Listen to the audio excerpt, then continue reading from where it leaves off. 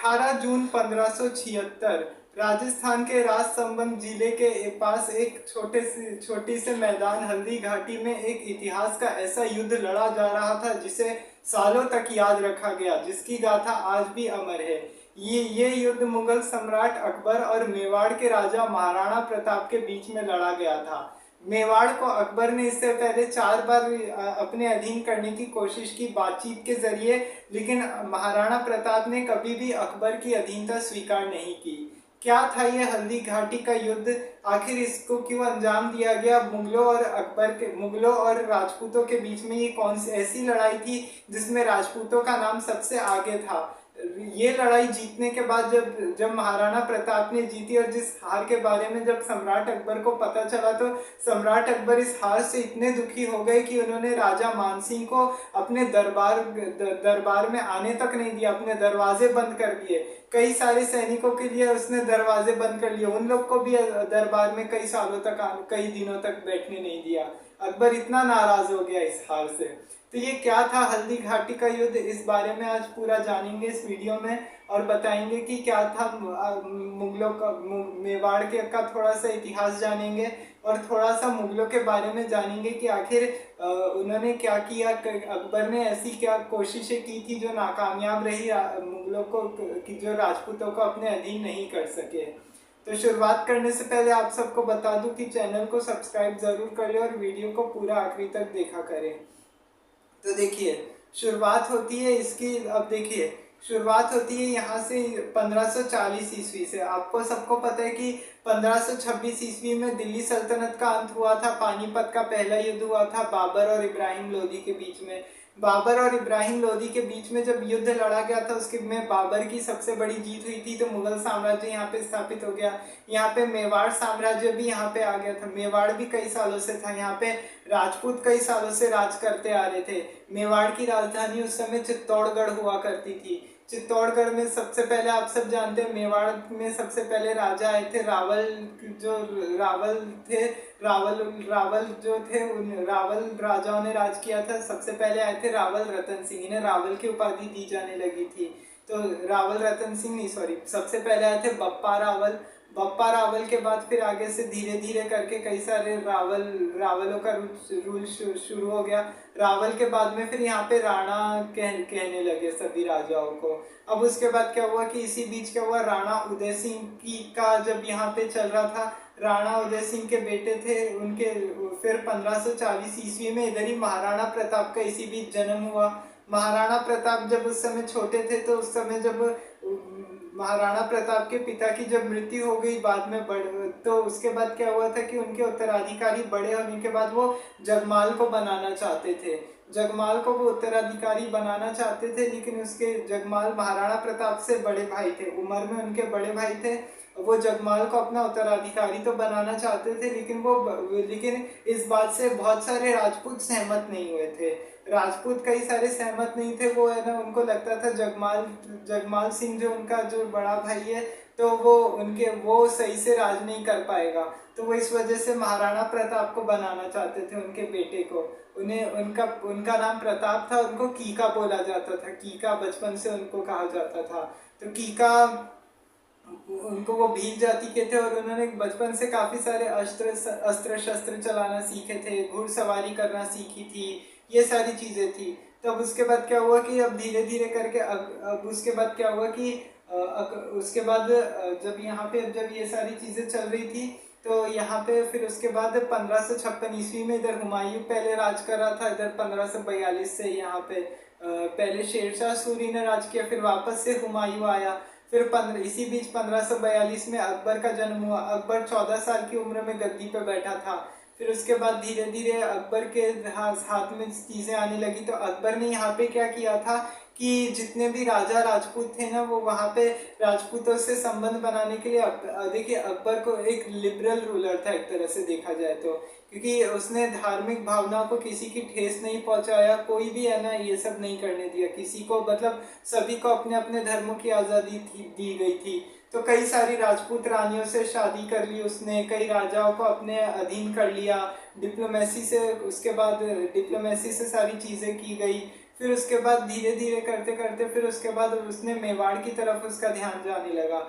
मेवाड़ की तरफ जब उसका ध्यान जाने लगा, और उसके बाद क्या हुआ कि महाराणा प्रताप को पता था कि यहाँ पे अकबर है ना राज करते हैं, और यहाँ पे और विदेशी आक्रमणों से हमेशा उन्होंने बचाने की कोशिश की थी। जब महाराणा प्रताप गद्दी पे यहाँ पे बैठे तो उस समय उन्होंने एक शपथ ले ली थी कि जब तक वो इन इन तुर्कों से मेवाड़ राज्य को स्वतंत्र नहीं करा देते तब तक मैं राज सोऊंगा, पलंग पे नहीं सोऊंगा, राजमहलों में नहीं रहूंगा, और सोने चांदी के बर्तनों में खाना नहीं खाऊंगा। वो इस ये शपथ ले लेते हैं, और फिर उसके बाद क्या होता है कि महाराणा प्रताप इसके बाद वहाँ यहाँ के राजा बन जाते। उन्होंने अकबर को कभी बादशाह कह के नहीं बुलाया, तुर्क कह के संबोधित किया था हमेशा, क्योंकि वो समझते थे कि ये तुर्क विदेशी आक्रमणकारी है, हमेशा से लुटेरे हैं। अब उसके बाद क्या हुआ था कि अकबर ने इसमें क्या किया था कि चित्तौड़ के किले पर घेरा डाल दिया था। यहाँ पे अकबर ने यहाँ पे चित्तौड़ के किले पे घेरा डाल दिया था। अब उसके बाद क्या हुआ था कि जब यहाँ पे चित्तौड़ के किले पे अकबर ने जब घेरा डाला तो उसके बाद से फिर क्या हुआ कि जब यहाँ से अकबर ने इसके बाद घेरा डाला तो फिर जैसे वो सप्लाई बंद करवा दी काफी सारी लोगों को, इससे दिक्कतें होने लग गई, खाने पीने की दिक्कत होने लग गई। फिर उसके बाद क्या हुआ कि कई सारी चीज़ें थी जो टाइम पे प्रॉपर नहीं हो पा रही थी, तो ये सारी चीज़ें मतलब युद्ध लड़ने की, जैसे वो पद्मावत मूवी में जैसे हुआ था ना, सेम अलाउद्दीन खिलजी ने जैसे चित्तौड़ पे हमला करने के लिए सप्लाई बंद करा दी थी, सब वो डेरा डाल के बैठा रहा था, वैसे ही अकबर ने भी किया। और उसके बाद क्या हुआ कि लेकिन वहाँ के जो राजा हुआ करते राजा थे उस समय, वो राजपूत राजा वहाँ से लड़ाई के लिए बाहर निकले। लड़ाई के लिए जब वो बाहर निकले तो उसके बाद क्या हुआ कि वहाँ पे जब उनको पता चला वहाँ की राजपूत महिला राजा वहाँ पे लड़ने के लिए जा रहे हैं, तो राजपूत महिलाओं ने वहाँ पे जौहर कर लिया था, आग अपने आप को बचाने के लिए आग में कूद के जौहर कर लिया था। जौहर प्रथा तो आप सभी जानते हैं कि क्या होती है राजपूतों में। तो अब देखिए उसके बाद क्या हुआ कि अब जब जौहर कर लिया, और ये अकबर की लिबरल इमेज पे बहुत बड़ा दाग है एक तरह से, क्योंकि एक तरफ तो वो सेक्युलर था और उसने दूसरी तरफ ये भी किया था। तो अब उसके बाद क्या हुआ कि अब जैसे ये सारी चीज़ें होने लगी तो धीरे धीरे फिर उसके बाद क्या हुआ कि जब ये सब चीज़ें करने के बाद फिर अकबर ने क्या किया कि महाराणा प्रताप से फिर वो अब कई मुगलों के तो अधीन कर ही रहा था, राजपूतों को भी वो अपने अधीन करने की कोशिश कर रहा था। तो इसी बीच क्या हुआ कि 1572 ईस्वी में उसने क्या किया, अकबर ने महाराणा प्रताप को भेजने के लिए क्या किया कि महाराणा प्रताप को अपने अधीन करने के लिए क्या किया, अपने एक सेनापति को भेजा, अपने जो उसके लीडर थे उनको भेजा गया वहाँ पे, उसको भेजा गया वहाँ पे जो जो जो सेनापति थे वो जो वहाँ के जो अकबर के सेनापति थे उनको भेजा गया, और उसके बाद फिर उनको है ना स्वीकार करने के लिए बोल दिया, उनको अकबर की अधीनता स्वीकार करने के लिए कहा कि मेवाड़ राज्य आपके अधीन हो जाएगा, हम आपके ऊपर कोई हमला नहीं करेंगे। लेकिन महाराणा प्रताप ने साफ मना कर दिया कि नहीं, हम ऐसे अकबर की अधीनता स्वीकार नहीं करेंगे। फिर उसके बाद क्या हुआ कि जब महाराणा प्रताप ने तो ये अकबर के अधीनता स्वीकार करने से तो मना ही कर दिया, फिर उसके बाद क्या हुआ कि अब धीरे धीरे अब उसके बाद फिर वापस से उन्होंने एक और अपने सेनापति को भेजा, इस करके 4 सेनापति बुलाए गए थे बाद में। फिर उसके बाद फिर लास्ट में फिर उसके बाद क्या हुआ, तीन सभी की बातें उन्होंने नाकामयाब रही।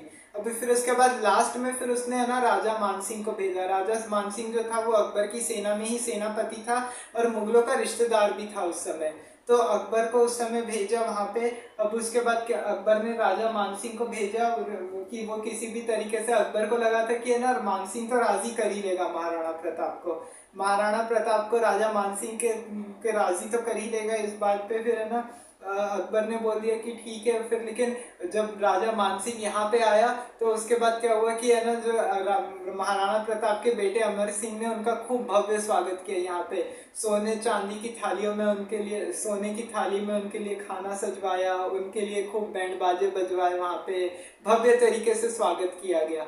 लेकिन महाराणा प्रताप से वो मिलना चाहते थे, महाराणा प्रताप उनको दिखे नहीं। महाराणा प्रताप से मानसिंह मिलना चाहता था, वो मिले नहीं, तो उन्होंने बोला कि तो मानसिंह के जो महाराणा प्रताप के जो बेटे थे अमर सिंह ने बताया था कि अभी महाराणा के पेट में दर्द है तो इसलिए आपके साथ भोजन नहीं कर सकते। तो उन्होंने यही बोला था ना कि जब तक महाराणा प्रताप उनके साथ नहीं बैठेंगे तब तक वो भोजन नहीं करेंगे। फिर उसके बाद क्या हुआ कि उन्होंने बोला कि नहीं, उनके पेट में दर्द है तो वो अभी भोजन नहीं कर पाएंगे। फिर उसके बाद क्या हुआ कि ठीक है, फिर वो बोले कि ठीक है, फिर वो बाद में मना कर दिया। लेकिन ये बात हुई तो उसके बाद भी मानसिंह जिद पे अड़ा रहा। और उसके बाद फिर क्या हुआ कि जब राजा मानसिंह जब इस बात की जिद पे अड़ा रहा तो उसके बाद ये हुआ कि लास्ट में फिर उन्होंने जाते जाते बोल दिया घोड़े पे सवार होने के बाद कि देखो, मुगल मुगल साम्राज्य, मुगल बादशाह की बात को ठुकराने का मतलब एक युद्ध का न्योता देना ही है एक तरह से। अगर तुम चाहो तो युद्ध की इच्छा पूरी हो जाएगी। मैं महाराणा के मैं महाराणा के अहंकार को एक ही बार में चूर चूर कर दूंगा अभी तुरंत में। और अगर तुम चाहते हो तो यही होगा, अगली अगली मुलाकात जो होगी हमारी वो अगली युद्ध में ही होगी, अब युद्ध के मैदान में ही सीधे होगी। फिर उसके बाद महाराणा ने बोल दिया कि ठीक है। अब फिर लास्ट में जो अकबर, जो अमर सिंह के साथ खड़े थे, भीम सिंह डोडिया, उन्होंने बोला कि ठीक है। उन्होंने टॉन्ट मारते हुए फिर वो बोला कि ठीक है, एक काम करो, अगर जब युद्ध लड़ने आओगे ना तो अपने फूफा अकबर को भी साथ में लेते आना। आपको एक और बात बता दूं, राजा मानसिंह की बुआ की शादी अकबर से हुई हुई थी। तो महाराणा प्रताप को तो पता था, तो इसलिए उसने वो इसलिए उसने भी मना कर दिया था कि वो ऐसे राजपूत के साथ तो खाना नहीं खाएगा कि जिसने राजपूतों की शादी की, जिसने अपनी बुआ की शादी एक तुर्क शासक से करवा दी हो, तुर्क बादशाह से। तो ये सोच के फिर उसने क्या किया, महाराणा प्रताप ने मानसिंह के जाती वो इन सारे सोने चांदी के बर्तनों को धुलाया ताकि है ना उसकी नज़र में इन सारे पापों को धोया जा सके। फिर उसके बाद क्या हुआ कि जब ये सारी चीज़ें हो गई तो फिर राजा मानसिंह ने भी फिर उसके बाद क्या किया कि अब उसके बाद क्या हुआ कि यहाँ पे राजस्थान के राजसमंद जिले के पास एक मैदान है, वहाँ पे लड़ा गया था।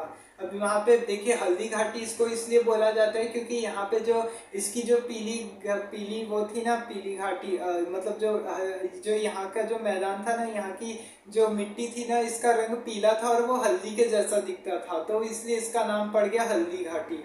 तो अब यहाँ पे ये पता नहीं था अब किसी को ये खून से लथपथ हो जाएगी। तो 18 जून 1576 की सुबह सुबह सूरज उगने से पहले यहाँ पे दोनों के बीच में हलचल शुरू हो जाती है। अब जब दोनों के बीच में इधर हलचल शुरू हो जाती है तो उसके बाद होता क्या है कि जो यहाँ पे जो जितने भी कैवलरी और जितने भी महाराणा प्रताप की जो अपनी कई सारी कैवलरी लेके आते हैं, कैवलरी मतलब होता है घुड़सेना, तो वो कई सारी घुड़सेना, तीरंदाज, भील, कई सारे इन सब को लेके आते हैं। फिर इधर मुगलों की सेना आती है, दोनों का आपस में आमना सामना होता है, जिसमें क्या होता है कि मुगल सम्राट, जिसमें महाराणा प्रताप के जो सेनापति होते हैं वो बहुत बढ़ चढ़ के यहाँ पे है ना मुकाबला करते हैं। अब जब फिर वो यहाँ पे बढ़ चढ़ के मुकाबला करते हैं तो फिर उसके बाद होता है कि जब महाराणा प्रताप के साथ के जो जितने भी सैनिक है वो बढ़ चढ़ के मुकाबला करते हैं। फिर उसके बाद क्या होता है कि राजा मानसिंह अपने हाथी पे बैठा होता है बाद में। तो फिर उसके बाद क्या होता है कि जब वो काफ़ी लड़ाइयाँ लड़ते हैं तलवारों से, जब जब उसके बाद क्या होता है कि है ना मुगलों के पास बड़ी बड़ी, जब महाराणा प्रताप की जितनी भी तलवार होती है ना वो ऐसे चल रही होती है। महाराणा प्रताप अपने घोड़े चेतक पे सवार होते हैं। चेतक का नाम इतिहास में आज भी अमर है क्योंकि चेतक ने जो किया था वो एकदम, जो महाराणा प्रताप अपने प्राण त्यागने से पहले महाराणा प्रताप को बचा लिया था। तो अब उसके बाद क्या हुआ कि अब सभी के बीच में आमना सामना होता है, इसमें कई सारे मुगल सेनापतियों को मार दिया जाता है, कई सारे सैनिकों को मार दिया जाता है। अब इधर क्या होता है कि है ना उनके भी कई सारे सैनिकों को नुकसान पहुंच रहा होता है, महाराणा प्रताप के जितने भी सैनिक है।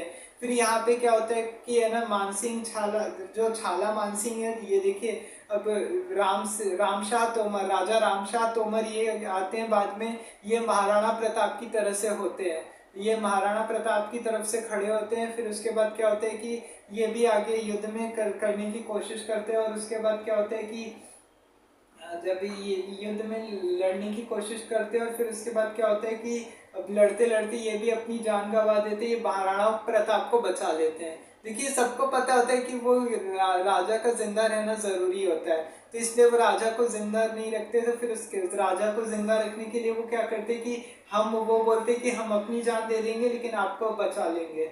फिर वो राजा रामशाह तोमर महाराणा प्रताप की तरफ से लड़ते हैं। और फिर उसके बाद क्या होता है कि है ना धीरे धीरे करके ये सारी चीज़ें हो जाती है। और फिर उसके बाद क्या होता है कि अब जब कई सारे सैनिकों को मार दिया जाता है, अब उसके बाद फिर जब युद्ध में थोड़ी धीरे धीरे जब कैजुअलिटी होने लगती है, तो कैजुअलिटी होने के बाद क्या होता है कि हाथियों को युद्ध में उतारा जाता है। हाथियों को फिर जब युद्ध में उतारा जाता है तो फिर उसके बाद क्या होता है कि जितने भी हाथी हैं वो हाथी क्या करते हैं कि वो महाराणा प्रताप की तरफ से दो हाथी होते हैं, एक का नाम होता है लूना और एक का नाम होता है राम प्रसाद। दोनों को खड़ा किया जाता है। लूना इधर से क्या करता है, डट के कई सारे मुकाबले करता है, कई सारे मुगलों के हाथियों को मार देता है। अब इसकी वजह से क्या होता है कि अब उनको पता नहीं होता है क्या करना चाहिए। मुगल सैनिकों की यहाँ पे हालत खराब हो जाती है, सारे सैनिकों की, कि अब वो करे तो करे क्या। अब उनको समझ में नहीं आता। एक तो उस समय गर्मी का समय होता है, तो गर्मी में कड़ी धूप और इतनी प्यास, भूख प्यास की वजह से भी वो लोग उनकी हालत खराब हो जाती है। तो वो धीरे धीरे करके क्या करते हैं, वो वहाँ से भागने लग जाते हैं। अब जब वो यहाँ से भागने लगते हैं तो फिर उसके बाद क्या होता है कि यहाँ से जब भागने लगते हैं तो फिर जो मुगलों का एक सिपाही होता है वो यहाँ पे क्या करता है, वहाँ पे एक ढोल नगाड़े बजवाते हैं बहुत सारे, और उन ढोल नगाड़ों के तहत क्या करता है, वहाँ पे एक झूठी अफवाह फैला देता है कि है ना स्वयं अकबर बादशाह अपनी सेना लेकर यहाँ पे साथ में आ रहे हैं। तो अब देखिए उसके बाद वो सेना लेके आते हैं, फिर इससे मुगलों का हौसला और बढ़ाया जाता है। और मुगलों का जब हौसला बढ़ाया जाता है तो फिर उसके बाद क्या होता है कि जब यहाँ पे मुगलों का हौसला बढ़ाने के बाद में क्या होता है कि जैसे ये सारी चीज़ें हो जाती है तो मुगलों को फिर यहाँ पे काफ़ी मोटिवेट किया जाता है, वो वापस से लड़ने आ जाते हैं। फिर इसी बीच क्या होता है, महाराणा प्रताप भी अपने घोड़े चेतक पे सवार होते हैं। उनका घोड़ा बहुत अच्छे से बहुत तेज दौड़ रहा होता है इसमें। अब जो लूना होता है यहाँ पे है ना कई सारे हाथियों का मुकाबला करता है। अब इधर सबसे पहले वो राजा मानसिंह को देखते हैं कि उनको पता होता है कि राजा मानसिंह यहाँ पे हाथी पे छिपे हुए हैं पीछे। तो मानसिंह को मारने के लिए है ना वो एक दूसरे हाथी के ऊपर अटैक करने की कोशिश करते हैं। वो राजा मानसिंह को महावत खान, जो इसका हाथी का जो महावत होता है वो मार दिया जाता है, महावत मार दिया जाता है। और फिर उसके बाद क्या होता है कि जो मार दिया जाता है उस समय क्या हुआ था, वो मानसिंह बच जाता है। तो देखिए यहाँ पे अगर राजा मानसिंह मरता तो शायद फिर भी युद्ध खत्म हो सकता था, लेकिन अब ऐसा हो नहीं पाता है। वो किस्मत से है ना मानसिंह बच जाता है यहाँ पे। जब यहाँ पे राजा मानसिंह बच जाता है तो फिर है ना जो हाथी होता है लूना, वो काफी ज्यादा जख्मी हो जाता है यहाँ पे लड़ते लड़ते। फिर यहाँ पे एक और जो उसका उसका एक और हाथी उनका एक और हाथी होता है महाराणा प्रताप। महाराणा प्रताप का, माफ कीजिएगा, महाराणा प्रताप का एक और हाथी होता है राम प्रसाद। राम प्रसाद को फिर इस युद्ध में उतारा जाता है। वो आगे चल के है ना कई सारे महावत को मार गिराता है। मुगलों के जितने भी हाथी है बंदूकों से इधर हमला करता है। राणा की तलवार इधर उधर ऐसे घूमती है जहां जहां पे दुश्मनों की तरफ जाके लगती है वो तलवार। फिर उसके बाद क्या होता है कि अब जब यहाँ पे जब उनकी तलवार इधर से लग जाती है तो फिर उसके बाद क्या होता है कि जब धीरे धीरे करके फिर वो यहाँ पे क्या होता है कि राम प्रसाद को यहाँ पे तलवार लग जाती है, उनके महावत को, इनके महावत को, राम प्रसाद के महावत को लग जाती है और राम प्रसाद को भी वो तलवार लग जाती है। तो इस वजह से क्या होता है कि वो बुरी तरह से जख्मी हो जाता है। और जख्मी होने के बाद क्या होता है, मुगल सैनिकों ने उसको देख लिया होता है, वो उसको पकड़ के है ना अकबर को गिफ्ट में दे देते हैं। अकबर ने बाद में इसके काफी सारे किस्से सुनाए थे। बाद में अकबर ने इसका नाम राम प्रसाद से बदलकर वीर प्रसाद कर दिया था। और इसके बाद है ना क्या होता है कि है ना राम प्रसाद, और इसकी खूब पहरेदार मेहमान नवाजी करते हैं, इसको खाने के लिए बहुत सारी अलग अलग चीजें देते हैं अकबर, और काफी कुछ करते हैं। लेकिन महाराणा प्रताप को पता होता है कि ऐसी वफादारी करने से अच्छा है कि है ना एक काम करो, इनसे अच्छा है कि इनसे तो लोहा लेने से अच्छा है कि है ना युद्ध में लड़ो, अपना युद्ध में लड़ो और लड़ने के बाद जो हो रहा है उसको देखो। मतलब वो फिर है ना वो कोई चीज को हाथ नहीं लगाता है उनका हाथी। और मुगलों की कैद में रहते हुए 15 दिन बाद राम प्रसाद की भी मृत्यु हो जाती है। अब जैसी ये सारी चीज ये सब होता है महाराणा प्रताप का। अब देखिए यहाँ पे जो राजा होता है एक और राजा मानसिंह छाला। राजा मानसिंह छाला देखिए महाराणा प्रताप की तरफ से एक सेनापति होता है। वो यहाँ पे क्या करता है, महाराणा प्रताप को यहाँ से बाहर निकालने के लिए उनको काफी ज्यादा समझाते बुझाते हैं कि देखो आप ऐसा करो कि यहाँ पे लड़ाई मत लड़ो, आपका हम देखिए आपकी तरफ से लड़ाई लड़ेंगे, आपकी जान बचनी बहुत ज्यादा जरूरी थी, नहीं तो फिर अगर आपकी जान चली गई अगर लड़ते लड़ते तो मेवाड़ सुरक्षित नहीं रहेगा। तो फिर उसके बाद क्या होता है कि वो ठीक है, वो वहां पे क्या होता है कि वो वहां पे छलांग लगा देते हैं, वो महाराणा प्रताप को भागने में कामयाब हो जाता है। चेतक ने भी यहाँ पे जो महाराणा प्रताप का घोड़ा होता है वो है ना डर के मुकाबले वो काफ़ी ज़्यादा मुकाबला करता है, लेकिन वो जो राजा मानसिंह के हाथी की सूंड पे चढ़ने की वजह से वो बहुत ज़्यादा जख्मी हो गया होता है, उसके पैर में बहुत चोट लगी होती है। लेकिन वो भागते हुए क्या करता है, महाराणा प्रताप को सही जगह पे लेके जाता है। सही जगह पे वहाँ पे गहरी बहुत बड़ी खाई होती है, और वो वहाँ पे एकदम से वो खाई में छलांग लगा देता है। और खाई में छलांग लगाने के बाद वहाँ से आगे तक है ना, जब जब तक अपने प्राण नहीं त्याग देता तब तक वो दौड़ते दौड़ते लेके जाता है और महाराणा प्रताप को सुरक्षित जगह पे पहुंचा देता है। अब मुगल उन्हीं को निशाना बना देते हैं, मानसिंह छाला को, तो इसमें मानसिंह छाला लड़ते लड़ते वीरगति को प्राप्त हो जाते हैं। तो सोचिए, महाराणा प्रताप को बचाते बचाते उन्होंने अपनी जान दे दी। और उसके बाद क्या हुआ कि महाराणा प्रताप ने अपनी जान दे दी, और फिर उसके बाद महाराणा प्रताप को बचाने के लिए उन्होंने अपनी जान दे दी। मुगल साम्राज्य इस तरह से अपना निशाना बनाने में कामयाब हो गए। और जब महाराणा प्रताप वहाँ पे अपनी सुरक्षित जगह पे पहुँच जाते हैं, तो वो अपने चेतक को मृत देखकर है ना, उसके ऊपर अपना सर रख के बहुत रोते हैं। फिर महाराणा प्रताप ने चेतक की एक श्रद्धांजलि देते हैं, और उसके नाम पे एक स्मारक बनवाते वहीं पे, जहाँ पे आज भी चेतक की समाधि है। तो सोचिए, चेतक का नाम इतिहास में आज भी अमर है। महाराणा प्रताप के अपने प्राण त्यागने से पहले उसने अपने राजा को सुरक्षित जगह पे पहुंचा दिया। तो उसके बाद क्या हुआ कि अब जैसे फिर उसके बाद क्या होता है कि जब इस बाद में कई सारे सैनिकों को इससे भाग जाते हैं, लड़ाई होने के बाद फिर उनको पता चल जाता है कि अब होना जाना कुछ है नहीं, फिर युद्ध खत्म हो जाता है। फिर पूरे दिन होते होते फिर जब बाद में अकबर को पता चलता है कि, तो फिर अकबर ने एक बात पे बोला था, इस बात पे कि इतिहास मेरे इस युद्ध में कोई भले मेरा नाम ले नहीं ले, युद्ध में इतिहास में सबसे पहले सब महाराणा प्रताप का नाम जरूर लेंगे, क्योंकि महाराणा प्रताप ने जो किया है वो काबिले तारीफ है। देश की उन्होंने इतनी बहादुरी से लड़ाई लड़ी। अब उसके बाद क्या होता है कि महाराणा प्रताप को पता होता है कि अब वो मेवाड़ राज्य को करने के लिए उनको सेना की ज़रूरत पड़ती है। तो फिर उसके बाद क्या होता है कि सेना को ज़रूरत पड़ती है, तो वो इसके लिए बोलते हैं। तो भाभा शाह जो बचपन के दोस्त होते हैं, उनकी सारी दौलत अपने आप महाराणा प्रताप को दे देते कि आप अपनी ये पैसा लगा के अपनी आर्मी इकट्ठा कर लो। फिर उसके बाद दोनों के बीच में, मुगलों और महाराणा प्रताप के बीच में तिवेर का युद्ध शुरू हो जाता है। 6 साल बाद 1581 में तिवेर का युद्ध होता है। 1583 में फिर उसके बाद क्या होता है कि जब ये सारी चीज़ें होती है, तो फिर उसके बाद क्या होता है 1584 और 1585 आते आते पूरा मेवाड़ पे महाराणा प्रताप का वापस से कब्जा हो जाता है। मतलब कुछ भी करके अगर एक तरह से देखा जाए तो महाराणा प्रताप ने कभी भी अकबर की अधीनता को स्वीकार नहीं किया। और उसके बाद क्या हुआ कि अकबर की अधीनता जब स्वीकार नहीं की, तो फिर उसके बाद धीरे धीरे और महाराणा प्रताप की फिर वही चमक आती है, मतलब पूरे मेवाड़ राज्य में वापस से वही चमक लौट आती है। फिर लेकिन 1597 ईस्वी में क्या होता है कि महाराणा प्रताप एक बार शिकार पे निकलते हैं, तो शिकार पे जाने के बाद उन्हें चोट लग जाती है और उनकी डेथ हो जाती है।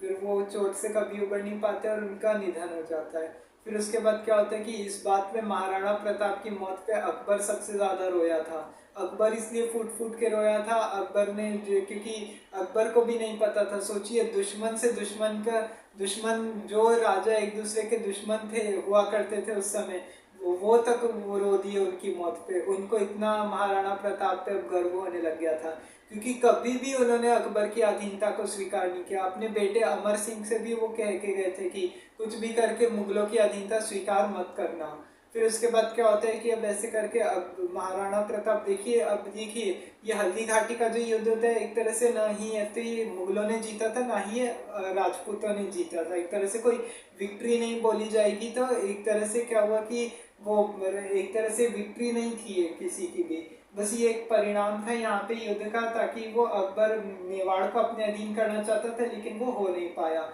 इसके बाद भी कई सारे युद्ध लड़े जाते हैं, लेकिन यहाँ पे अल्टीमेटली जीत राजपूतों की ही होती है फिर आगे। तो ये था हल्दी घाटी के युद्ध के बारे में। आपको ये वीडियो कैसा लगा कमेंट में बताइएगा, और साथ ही वीडियो को लाइक एंड शेयर करना ना भूलिए। चैनल को सब्सक्राइब जरूर कर दीजिएगा। कल किसी और टॉपिक पे बात करेंगे। जय हिंद, मेवाड़ नाथ की जय।